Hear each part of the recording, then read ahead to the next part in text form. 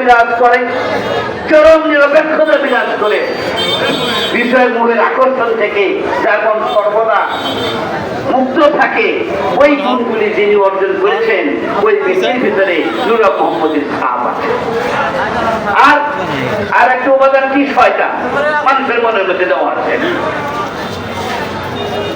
সতের বিপরীতে অসৎ, সত্যের বিপরীতে মিথ্যা, মন্দ, নিরপেক্ষতার বিপরীতে পক্ষপাত, এগুলো হলো শয়তানের বৈশিষ্ট্য।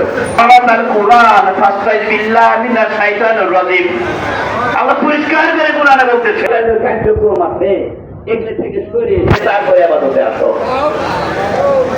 কথা বুঝতে পারছেন? এই যে নফসের যে পরিচিতি, নফস মানে ওই যে বললাম মন, এই জন্য আমাকে নফস সংশোধন করার জন্য সালাতে দণ্ডায়মান মানতে হবে। সালাতটা কেমন জিনিস? কোরআনে বহু জায়গায় সালাত এবং যাকাত আছে।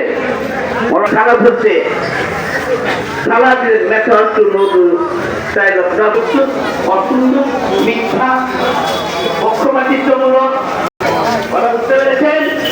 আর যখন আমি পূর্ণ সৎ থাকবো, নিরপেক্ষ থাকবো, মোহাম্মদে আমাদের জাগ্রত, এই নূরে মোহাম্মদে জাগ্রত ওয়ালা মানুষ যারা নফসের বিরুদ্ধে জিহাদ করে জয়লাভ করেছেন, তারা পাবি নেই, তারা বলেন না কোনে আল্লাহ চায় হবে না, রাগ হবে না, খুশি হবে।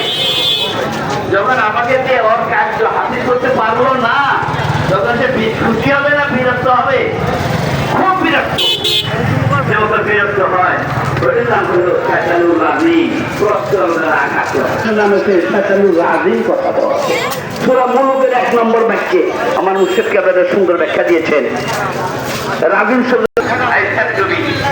ওর নাম হচ্ছে নফসে আম্মারা, শয়তানের মন।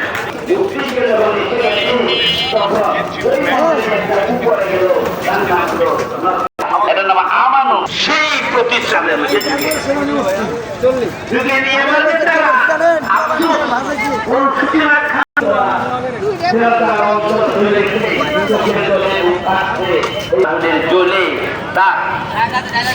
এতদিনের নফসে আম্মারার যে অন্যায়গুলি ছিল, নফসে লোকমান না সুরক্ষা আছে।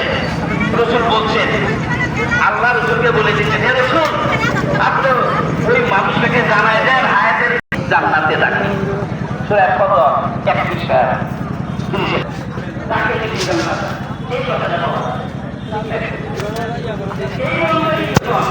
আরো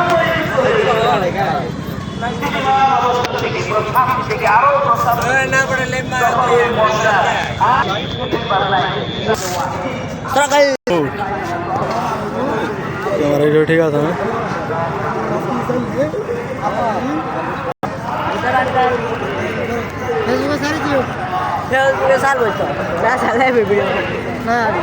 তগর হইতে ভিডিও করে তোর হাইডি আইবার সে আমজা তোর হাইডি নিস মুখে রা হ্যাঁ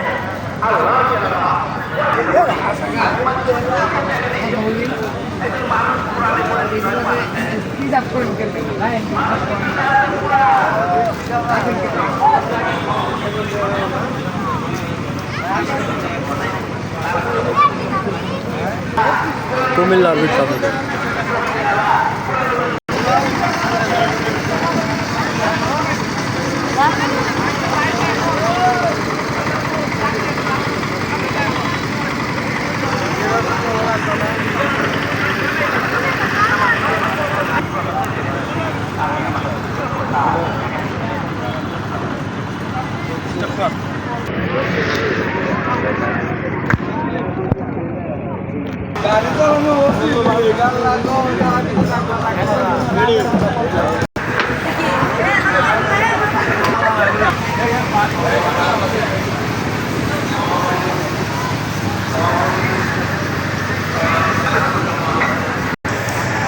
দাদারা আসলে গেছে দেওয়া